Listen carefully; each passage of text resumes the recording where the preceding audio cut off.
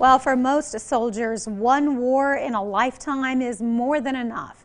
One Tri-Cities veteran served in two, more than 2 decades apart, and in 2 different continents. He shared his experience with Josh Smith for this week's Veterans Voices. For Arthur C. Coclough III of Kingsport, known to friends and family as Sonny, a life of service in the U.S. military began with the decision to drop out of high school in the 11th grade. When my father found out, he said, "You're going to have to find a job." So I just walked downtown and the old recruiting office down there in Kingsport on Broad Street. That was July 1969. The Vietnam War was raging. 4 months later, Sonny Coclough was on a plane headed that way. 2 tours of duty as a mechanic, a truck driver, and a helicopter gunner. A lot of times we would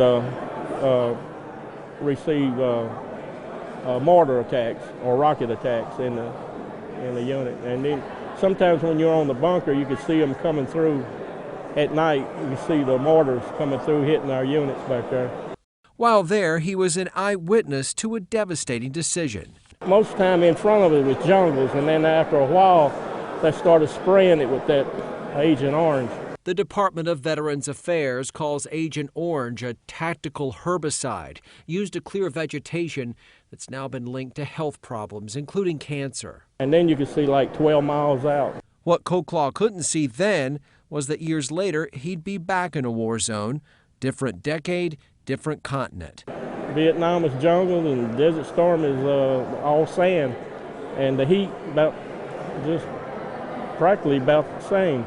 In 1991, as part of the 639th Transportation Company, Coclough and others in the National Guard were activated to Operation Desert Storm.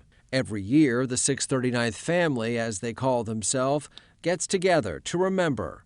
You get to see your friends, your comrades that you was with, and share some experience that we experienced in doing warfare.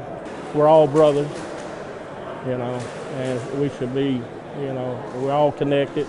It's that camaraderie, and that I love coming here every year.